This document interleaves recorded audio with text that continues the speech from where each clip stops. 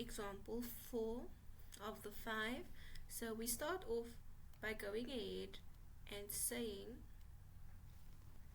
this is C, this is A, this is S, and this is T. Okay, so we are now in the quadrant down here, okay, quadrant number 3, and in the third quadrant only tangent will be positive. Now I want you to take note of the following.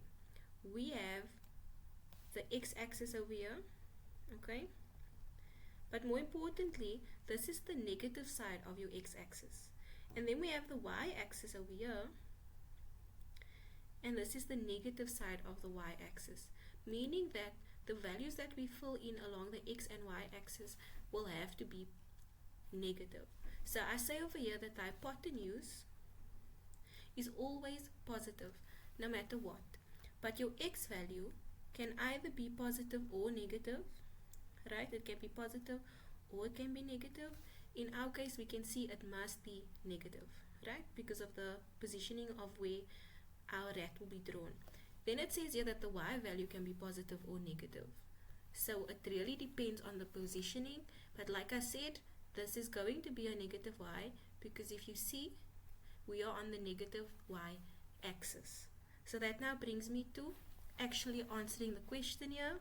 So we want to find the missing sides. So we have the hypotenuse of 17, the x value is unknown, and the y value is negative 15. That means that this side over here, let's see, that side over there should be negative 15. Okay, so that is a negative 15 for the y value. And now we obviously need to go and find the x value using Pythagoras. So we can go ahead and say that x squared is coming from 17 squared minus the negative 15 squared. Okay, so I just substituted all the values. X squared will be hypotenuse squared minus the other side squared. So I said 17 squared minus the negative 15 squared, right? And then we find that x squared is equal to 64. Don't forget to write the reasoning here, Pythagoras. So x is therefore the square root of 64, but when you find the square root of a number, your options are either the positive value or the negative value, okay?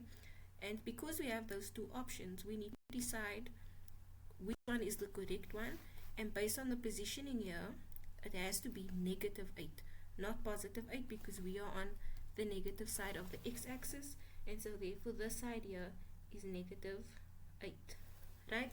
At this point, we can start answering questions. Sine theta, sine goes with opposite over hypotenuse. If you forgot, let's write it here. We go so, ka, tawa, right? So sine goes with opposite over hypotenuse, which would that therefore mean that we are going 15 over 17, so negative 15 over 17. Then we go cosine theta. Cosine is adjacent over hypotenuse. The adjacent side is negative 8, and the hypotenuse is 17. Okay, and finally tangent of theta. Tangent is opposite over adjacent, so we go negative 15 over negative 8, which simplifies to a positive 15 over 8. And there you have it. So what do we learn today? The only thing that is new here is that when you do Pythagoras and you solve for the missing side, you need to know whether that side is positive or negative dependent on the positioning of that side. Again, this is the negative x-axis, so it had to be negative 8, and this is the negative y-axis, and so that is why it makes sense that this is negative 15. Before we finish up, let's check in with our logic. Cosine is negative in this quadrant, so it's true that this answer must be negative, right? Sine is also negative in this quadrant, because remember sine is only positive up there. So because sine is negative here, it makes sense that this answer is negative. And then tangent is the only one who is positive in this quadrant, and so it makes sense that your final answer here is positive. I hope that this was easy to understand, and I look forward to seeing you in the next video. Have a lovely day.